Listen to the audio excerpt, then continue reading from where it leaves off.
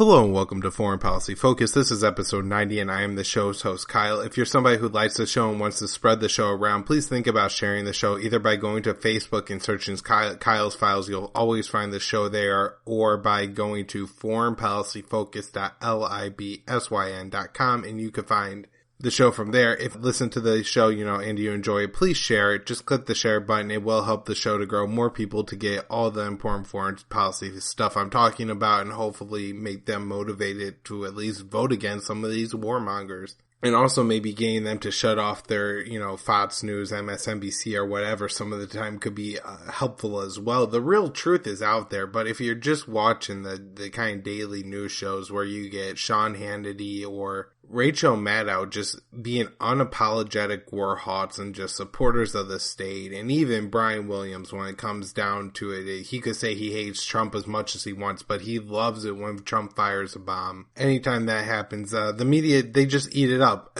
I watched one of the most insulting pieces of news that I've really ever seen. It was an MSNBC reporter, and he's in Russia doing some reporting. Now, this is the first thing I want to talk about is MSNBC likes to paint Russia as these evil, nefarious people, but they're letting American mainstream journalists who regularly bash them walk around their country. If Russia was so awful and so inhospitable to Americans, then this really wouldn't be the case. Good luck being an American journalist and going and walking around some of the Syrian rebels that the United States has armed and trained since 2011. But in Russia, I mean, you're an American journalist. You regularly talk about a lot of untrue things about Vladimir Putin and Russia and paint this picture that Russia somehow manipulated and changed America's election, which I'm sure in practical terms has been a negative for Russia. If Russia and the United States could get along and negotiate on issues like the Ukraine and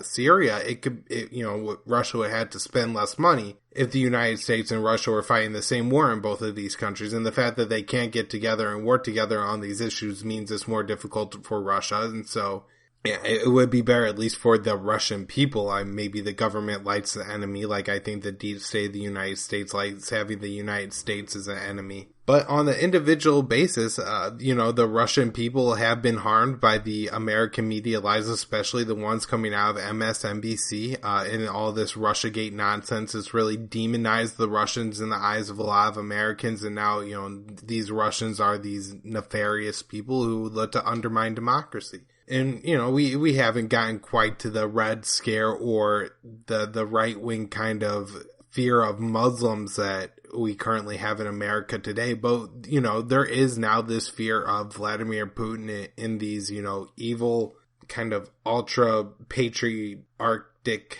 Russians that are, gonna somehow always, force brave, noble female statesmen of America to lose elections for, people more like himself and his dupe Donald Trump. But this journalist is standing in Russia, this most evil place ruled by this most evil guy, reporting that right now Russia is engaging in some talks with North Korea. Now, Kim Jong-un isn't in Moscow. He sent a delegation there of, I'm sure fairly high-ranking North Koreans who he trusts to talk to the Russians about what could be done to avoid a nuclear war between the United States and North Korea. For North Korea's part, I think there's a risk in even having talks. I know at times in the past, people from North Korea have left for diplomatic reasons, and then they just never come back. That's how they defect, is they get a position in some sort of, diplomatic agency in North Korea. Then you get, deployed somewhere, and then you just stay there and don't come home because, home sucks. And so North Korea has these talks, and this American journalist is standing there and showing footage of these this North Korean delegation walking around Moscow. Now, it didn't look like they were just strolling about the country. It looked like they were in, a secure setting. And it's not like these North Koreans were out on the loose like a wild tiger. But if you just listen to the report, that's what you would have thought. The reporter saying it was so astounding that he contacted his editor and they were just shocked that there was North Koreans walking around Russia. And this wasn't a cause for praise or to say, look at these steps the world is making. There are now North Koreans walking around Russia. It's very negative. It's very menacing that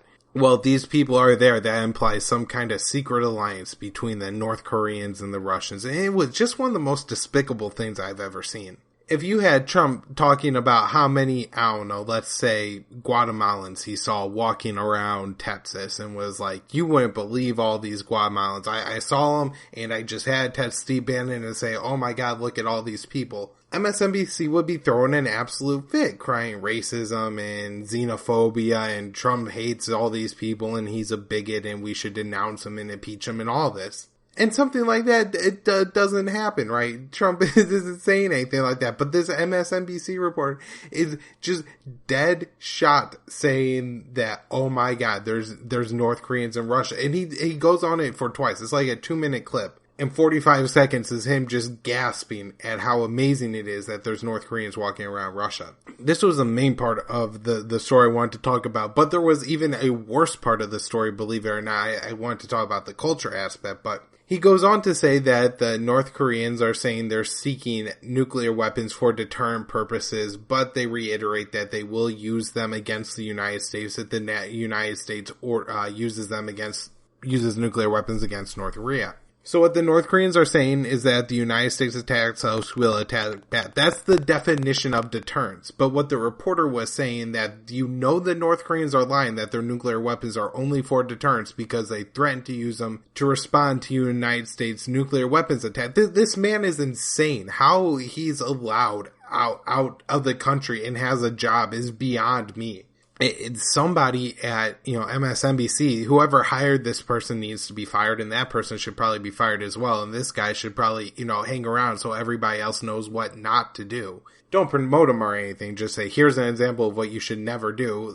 Never be that astounded that there's Russians and North Koreans talking together. Never paint diplomacy as a bad thing. This man's insane that he would think it's a bad thing that the Russians and the North Koreans are talking. Thankfully, if there's one person in the world, I guess, Z in China is at least not escalating things, but he's, kind of like, I don't even know what to do at this point. Putin's really trying to make an effort here to bring some resolution to this North Korea thing. And I think part of it probably is it's strategic for Russia. If the United States is more involved in North Korea, that puts the United States all over Russia's border and coastline. And that's certainly something Russia wants. Also, if the United States and North Korea start nuking each other, North Korea is awfully close to Russia. And I know the winds blow the other way, but I have to imagine that all the nuclear fallout would cause an awful lot of problems for just that general region of the world, that Western Pacific coastline. And also, I'm sure, from Putin's point of view, if he could kind of one-up Trump on this one, it would just be kind of a win on the world stage, and I'm sure everybody would mock Trump for it, so I guess Putin probably sees that as an advantage as well. And so, the media just forms this view that there's good guys and there's bad guys, and if the North Koreans are talking to the Russians, that's because they're bad guys trying to do bad things, and if the North Koreans want nuclear weapons, it's because they want to use them for nefarious things, not like the United States has them for deterrence purposes, which the United States says all the time. If anybody nukes us, we're going to nuke back. Hell, we've even threatened to nuke North Korea first just for being bold enough to get nuclear weapons of their own. And so the failure for them to be able to see this is really just unbelievable. And then you have situations where I think it's, less of the collectivist thing and just more of an opportune thing. But we have Facebook, who's kind of, it seems to be in the media of a more darling company. They look favorably on Facebook, the media generally does. And we have Facebook getting caught up in a scandal, actually, where apparently Facebook was inflating the amount of reach that your ad posts get. So Facebook is kind of notorious for being like the cheap place to go and pay for advertising space right now. Everybody is always saying it's the best ad space, and, if you're starting a company, advertise on Facebook because you're able to do all this really cool marketing stuff. And that, to a large part, is absolutely true. I've messed around with it a little bit, and it's pretty cool. However, Facebook has been lying about how many people actually see your post, which means a lot of people who advertise through Facebook, including myself, feel, misled by the situation and feel like Facebook should do something to justify the situation, but it's not a gigantic deal. It's not going to kill the company kind of deal, but it is something that's going to make people like myself. I am absolutely more skeptical about using Facebook as a source for promoting my show now. That's why all of you guys help me out again and share the show one more time, just because Facebook isn't. A few hours after this happens, that we have Facebook making this announcement, we then have Facebook releasing a story that's saying that an operation that was likely inside Russia spent $100,000 on Facebook ads over the course of a 2-year period, I guess from May 2014 to from May 2015 to May 2017, from what it looks like. Now, they never really make the claim that these ads were used as propaganda against Hillary Clinton and pro-Donald Trump or anything like that, but that's the suggestion that's implied by here, and certainly the Russiagate fanatics, mostly from the left wing and the neocons, have absolutely picked up this story and ran with it, and nobody's paying attention to the actual scandal going on at Facebook. I guess as far as public relations goes, you had to pat Facebook on the back and say you did a really good job on this one. You absolutely manipulated the country and the media. And now, rather than you taking a minor financial hit, the rest of the world has to deal with heightened tensions between the two world's biggest nuclear powers. But nobody in journalism is ever going to come out and say, man, what Facebook did there is really wrong and it's really terrible. And there's a lot of people that could really be hurt by making this situation even worse. Hopefully that, the Facebook lacks really any proof that the Russians, who apparently, if they did carry out this operation, bought $100,000 worth of Facebook ads, which honestly isn't a whole lot when you actually look at, what kind of success rate people have and how much they have to spend to do it. $100,000 wouldn't net you very much success. Also, apparently the ads were overpriced, so they probably only got like $70,000 worth of actual, ad space, not $100,000 like Facebook lied and said they did. We also have a story that really hasn't been picked up in the mainstream media, and that is the U.S. apparently dropping some kind of offensive leaflet over Afghanistan. If you're interested in it, Moon of Alabama has a pretty good piece on the leaflet itself and why it was offensive. I'm not a Muslim person. I can't say that I understand exactly why it's offensive. But it seemed to be pretty blatant because even the military had to admit pretty quickly that, hey, we really messed up on this one. We're sorry about this offensive leaflet that was dropped. The thing was so offensive that the Taliban actually responded by having somebody go and blow themselves up near a base that U.S. troops sometimes use. So this was taken pretty seriously in Afghanistan. But this isn't blown up. This is, it seems to be one of the most offensive things you could do to a group of people. Is to, sit there and bomb them day after day after day and then drop a leaflet on them that insults their religion. That whenever you're in a situation where it's as dire as the situation in Afghanistan is, where, there's suicide bombers all over the place. ISIS controls part of the country. The Taliban control part of the country. There's warlords and drug smugglers running around everywhere. The good guys aren't even really good guys. The U.S. is dropping bombs everywhere and hitting civilians with them. U.S. soldiers are involved in the killings of civilians just on the ground. And so religion is probably really important to these people, not, just because your life kind of sucks. And, when your life really sucks, sometimes you need something to look forward to. And if that's the afterlife, then that's what it is. And so I think we end up in a situation where we have these people who, their religion is really important to them because the things usually coming out of the United States are bombs. And then you have this leaflet float down. It must have just been super upsetting. This story isn't run with. This isn't the most offensive thing that Donald Trump's ever done. Hell, it barely blips on the radar compared to any time he says anything somewhat negative about a woman, and not trying to justify or defend anything that Trump says. I'm not going to get into that on this podcast, but I am saying that this is one of the most racist things that Donald Trump has ever been involved in, and the media kind of ignores it because it just supports the Afghanistan war to the end of time. The Afghanistan war is very important to them. Certainly this must be, be a more clearly racist than something like ending the, DACA program, and a lot of people are now pointing out that, hey, there's a difference between morally right and constitutional, and, the program wasn't constitutional, so it went, and they're going to redo it in a constitutional way anyways. Seems that Trump has all but caved on this one, even telling Pelosi that if they find a way to get it done, then he's on board with it. And so the state of things today, because of all this, collectivist thinking from the media and how they always try to label all these groups, it's so generally, and it's so destructive. It's such a destructive way to look at everything. By generalizing everything, you lose all the nuance. You lose the fact that the North Korean people, minus Kim Jong-un and his ruling elites, are basically slaves of the government who have really no option or can't do anything to stop their government. But that being said, they may end up in the radius of a USA thermonuclear weapon and get vaporized from the face of the earth just like that. And these are, people living with a couple hours of electricity a day at times. These aren't people who are benefiting from North Korea's, nuclear arms ambitions, really. They're not people who are benefiting from Kim Jong-un's iron fist rule and, the situation where he himself lives, literally like a king, and the people, live like serfs and peasants and don't have very much, can't give very much, can't get anywhere, and randomly picked up and thrown in work camps just because the government's like that in North Korea. But these are the people that are threatening us, and it's absolutely not true. And I think this is what leads to and allows to wars. Whenever, 9/11 happens, and I'm sure most Americans have no idea where Afghanistan is on the map prior to 9/11. After 9/11, some people figure out, but even today, 90-something% of people, I'm sure, have no idea what a Pashtun is versus a Uzbek or a Turk. And that's because the media just collectivizes as the Taliban in Afghanistan. Like somehow the Taliban are some sort of people of Afghanistan and not just the group of the rulers of the country. And, they never get perspective. They never talk about the position of the average civilians. And if they ever bother to, it's a footnote on a page.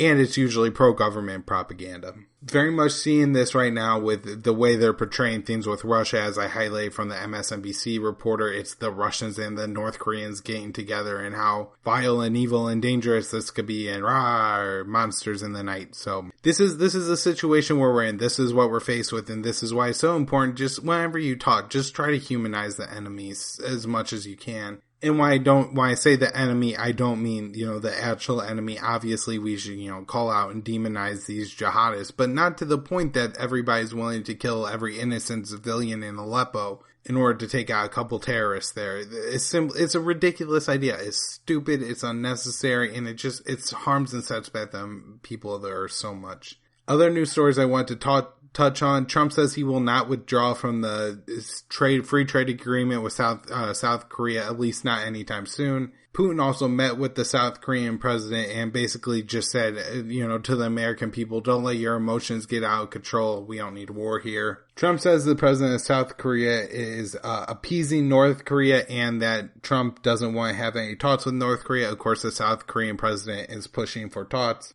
China is reported to be upset about the deployment of THAAD missiles going into South Korea. This is a complaint China has made in the past. The advanced radar of the THAAD is apparently something China considers a threat to them and gives America a military advantage over China. I also saw an article by the Washington Post saying that the South Koreans were unwilling to are unwilling to give up their nuclear weapons program. That's not true. The North Koreans are just saying they're unwilling to give up their nuclear weapons program, prior to talks or anything like that. North Korea did respond and make a threat to the United States. This I think, was in response to the Fire and Fury statement saying that North Korea will send the U.S. more gifts, whatever that means. And Trump has also approved of sending both South Korea and Japan more advanced military equipment. I think this means bigger bombs and missiles. I read a report saying that the House and Senate Intelligence Committees spend a combined $74 billion and they have over 100,000 employees. Of those 100,000 employees, about a third of them are former intelligence, members of the intelligence community themselves. I find this to be problematic to have such a high percentage. The purpose of the House and Senate Intelligence Committees is to oversee the intelligence agencies, and they're not overseeing the agencies if they are, flooded with former members of those agencies. A lot of them, I'm sure, aren't very happy about or willing to narc on their friends.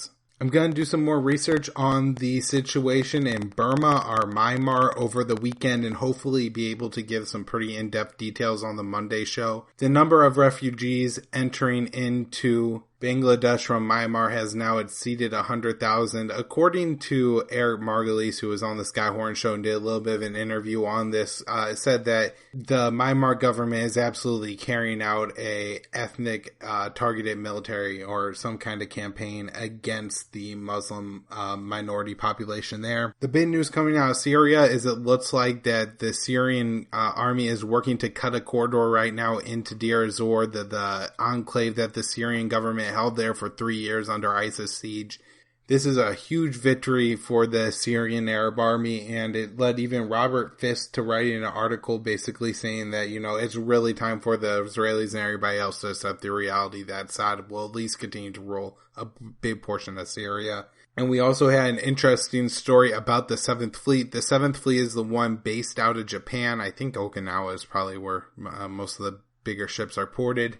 And it, carries out operations from North Korea down through the South China Sea, and I think does some stuff around Australia and probably all the way over to India. But that fleet has been running under a program that allows ships to operate even though they don't meet inspection standards. So unlike if I go to my local garage to get my car inspected and they say it fails and I say, well, I'm just going to keep driving around anyways because I can, I get tickets for that. But the U.S. government obviously could get away with it. But, that's what's going on here. So the ships operating at this lower level of functioning allowed all these incidents to occur. And I think 17 total sailors ended up getting killed in this situation. And so it just goes to show that the American government doesn't give a care about their soldiers. If they did, they obviously wouldn't allow these ships to, float around to, show China how strong we are. We gotta show the North Koreans by putting a bunch of aircraft carriers around the country. We gotta show the Chinese by